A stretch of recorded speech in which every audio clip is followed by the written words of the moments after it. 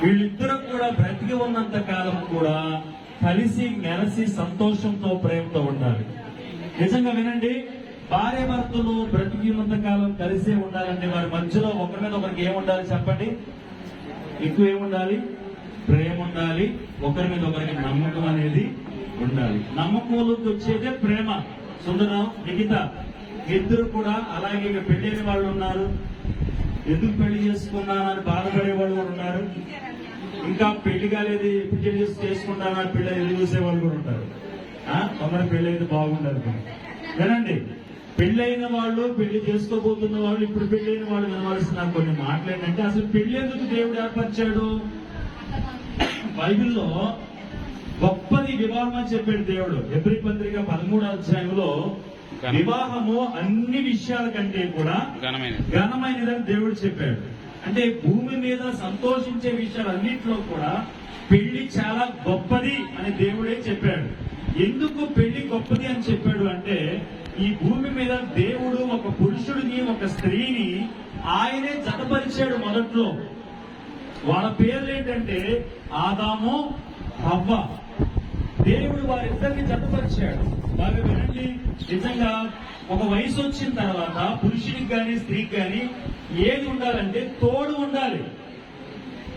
నిజంగా ఒక వయసు రాగానే వారిద్దరూ ఏమి ఇష్టపడతారంటే తోడు కోరుకుంటారు. అందుకే బైబిల్లో మొదటిగా చెప్పాడు, ఆదాము ఒంటరిగా ఉండుట మంచిది కాదు అని. ఆ ఒంటరితనమును తొలగించడం కోసం దేవుడు ఒక స్త్రీని తయారు చేసి తన చేతులతో ఆదాములోంచి ఒక ఎముకను తీశాడు. బాబురావు గారి యొక్క పక్కటెముకల్లో ఒక పక్కటెముక ఎవరంటే నిఖిత. దేవునికి స్తోత్రం. సుందర్రావు యొక్క పక్కటెముకల్లో ఒక ఎముక ఎవరంటే నిఖిత. ఇప్పుడు దేవుడు నిఖితాన్ని ఎక్కడి నుంచి సిద్ధపరిచాడంటే సుందర్రావుకి సుందర్రావు ఎముకలను తీశాడు. మా నిఖిత అర్థమవుతుందా? నువ్వెవరో తెలిసి ఇప్పుడు చెప్పాలంటే నీ భర్త యొక్క సుందర్రావు యొక్క ఎముక నీవు. మరి సగభాగం ఏక శరీరం. నిజంగా ఇద్దరు ఒకటైతే ఏక శరీరం అంటారు. ఏక శరీరంగా ఉన్నవారు ఏక నిర్ణయాలు తీసుకోవాలి. నీ భర్తను నువ్వు గౌరవించాలి. సుందరరావు, నీ భార్యను నువ్వు ఎక్కువగా ప్రేమించాలి. ఎంత ఎక్కువగా అంటే నీకున్న వాటి అన్నిటికంటే ఎక్కువగా. అలాగని చెప్పి తల్లిదండ్రులు నిర్లక్ష్య పెట్టకూడదు సుమా. చాలా మంది భార్య వచ్చిన తర్వాత తల్లిదండ్రులు విడిచిపెట్టేసి వాళ్ళు కూడా ఉన్నారు. పెళ్ళైన 2వ రోజు 3 రోజుల నుంచి వేరు కాపురం పెట్టే వాళ్ళు కూడా ఉన్నారు. ఇది చాలా తప్పు. వీళ్ళారా, నీ భార్యని ప్రేమిస్తూ నీ తల్లిదండ్రులు సన్మానించాలి, అప్పుడే ఆశీర్వాదం. కాబట్టి సుందర్రావు, నీ భార్యని ఎక్కువగా ప్రేమించు, నీ భార్యని ఎక్కువగా గౌరవించు. నీ భార్యని ఎక్కువగా చూస్తూ ఉంటే గనక ఇష్టంగా ఆమె నేను ఎక్కువగా గౌరవించగలుగుతుంది. ఈ రోజు చాలా మంది చెప్తున్న కొన్ని కంప్లైంట్స్ ఏంటంటే, నా భార్య నన్ను గౌరవించదండి, నాకు అన్నం పెట్టదండి, నన్ను సరిగ్గా పట్టించుకోదండి. నిజంగా చాలా మంది ఇలా చేస్తున్నారు భార్యలు. మా వింటున్నారా? నిజంగా దేవుడి నిర్ణయము ఒక భార్య తన భర్తకు లోబడి ఉండాలని. ఈ రోజు నువ్వు నీ భర్తను గౌరవించకపోతే నువ్వు చాలా తప్పు చేస్తా ఉన్నావు. కాబట్టి మిగతా నువ్వు కూడా ఆలోచించు. మీ ఇద్దరి మధ్యలో దేవుడు ఉండాలి. మీ ఇద్దరి మధ్యలో ఎవరి మాట ఉండకూడదు. వింటున్నారా?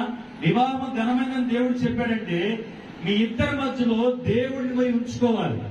మీరిద్దరూ కలిసి ప్రార్థన చేసుకుంటా ఉంటే, మీరిద్దరు కలిసి ప్రతి ఆదివారం నిజంగా ఒక చక్కటి సహవాసం గల మందిరం. ఈ రోజు మీకు ఈ వివాహం జరుగుతున్న మందిరం చాలా గొప్ప మందిరం. దైవజనులు ఈ సంఘంలో ఎప్పుడు ప్రార్థన జరుగుతూనే ఉంటాయి. కాబట్టి ప్రియులారా, మీరిద్దరూ ప్రతి ఆదివారం కూడా ఎక్కడికి రావాలి? నిఖిత, నువ్వు ప్రార్థనకి వెళ్తావు బాగా తెలుస్తున్నాడు. అమ్మా, సుందర్రావు కూడా ప్రార్థనకు వస్తున్నాడు, రక్షించబడ్డాడు, బాప్తిసం తీసుకున్నాడు. మొత్తానికి ఎలాగైతే నేను దేవునికి స్తోత్రం. కాబట్టి మీరిద్దరు దీవించబడాలి అంటే మీరిద్దరు ప్రతి ఆదివారం ఎక్కడ రావాలి? దేవుని మందిరానికి వచ్చి వాక్యాన్ని విని ప్రార్థన చేసుకుని ఆరాధన చేయాలి దేవుణ్ణి. వేరువేరుగా ఉన్న మీరిద్దరు దేవుడే జతపరిచాడు. ఈ రోజు 2 కుటుంబాలు ఒకటైనాయి అంటే మీరు పెద్దలేదో మాట్లాడుకోవడం బట్టి కాదు. బైబిల్లో ఉన్న ప్రకారం చూస్తే వివాహాన్ని దేవుడే సిద్ధపరుస్తాడు. ఒంటరిగా ఉన్న పురుషుడికి, ఒంటరిగా ఉన్న స్త్రీని ఒక వయసు వచ్చినప్పుడు దేవుడు వారిని జతపరచడానికి ముందుగానే ఒక ప్రణాళిక వేసుకున్నాడు. మీరేదో చూడడాన్ని బట్టి, మీరు వెళ్ళి మాట్లాడుకోవడం బట్టి వివాహం జరగలేదు. దేవుడు ముందుగానే ఒక ప్రణాళిక కలిగి మీ ఇద్దరి పట్ల ఉన్నాడు. అందుకే వివాహం జరిగింది ఈ రోజున. దేవునికి స్తోత్రం.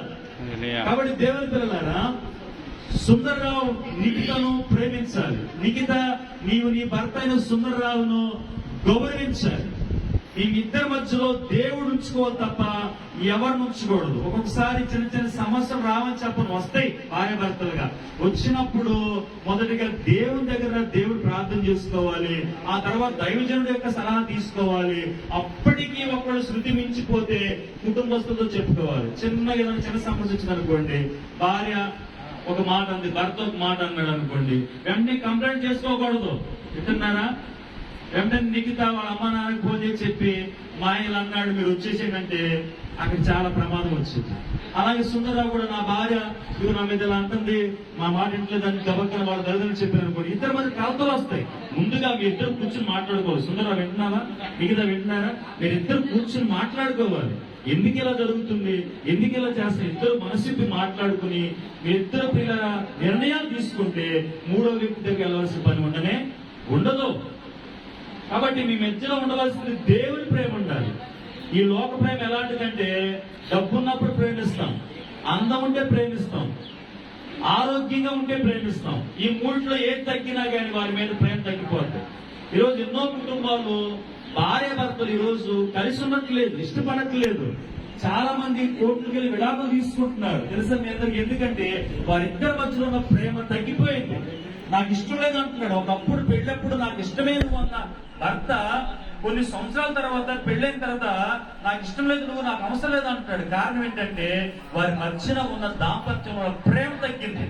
అమ్మ నిఖిత, నీ భర్త ఎలాగైతే నువ్వు ప్రేమిస్తే అంత సంతోషపడతావు, నువ్వు తెలుసుకోవాలి. అందుకే బైబిల్ ఉంది, జ్ఞానంతో కాపురం చేసుకోమన్నాడు దేవుడు. కాపురం చేయడానికి కావలసిన డబ్బు కాదు, కాపురం చేయడానికి కావాల్సింది తెలివితేటలు కాదు, కానీ దేవుని జ్ఞానం కావాలి. నా భర్తకి ఏది ఇష్టం, ఇంటికి రాగానే నేను ఎలా చూస్తే నా భర్త సంతోషపడతాడు అని నువ్వు జ్ఞానంతో తెలుసుకోవాలి. సుందరరావు, నువ్వు కూడా నా భార్యని ఎలా ప్రేమించాలి, ఏదిస్తే నా భార్య సంతోషపడుతుంది, ఎలాగో తను నన్ను గౌరవిస్తుందని సుందరరావు తెలుసుకోవాలి. ఇద్దరిని ఒకరినొకరు ప్రేమించుకోవాలి, ఒకరొకరు తగ్గించుకోవాలి, ఒకరినొకరు హెచ్చించుకోవాలి. నా భర్త చాలా గొప్పవాడని భార్య చెప్పాలి, నా భార్య చాలా ఉత్తమురాలని భర్త చెప్పాలి. అలా చెప్పినప్పుడు ఒకరినొకరు మంచి ఆ యొక్క విషయాలను బట్టి వారిద్దరు ఎప్పుడు కలిసే ఉంటారు. అర్థమవుతుందా? మన మధ్యన ఒక మాట చదివాను, వాళ్ళిద్దరికి 70 ఆమెకు 65 సంవత్సరాలు. వీళ్ళిద్దరు విడిపోవడం కోరుకున్న కోడి తిరిగి వెళ్తున్నారు. ఎంత వయసు వచ్చింది వీళ్ళకి? అమ్మ ఎంత వయసు వచ్చింది? ఇది గారికి 70 సంవత్సరాలు, ఆమె కానీ 65. ఇద్దరు భార్య భర్తలు ఆ వయసులో విడిపోవాలని కోర్టుకి వెళ్తున్నారు లాయర్ గారి దగ్గరికి.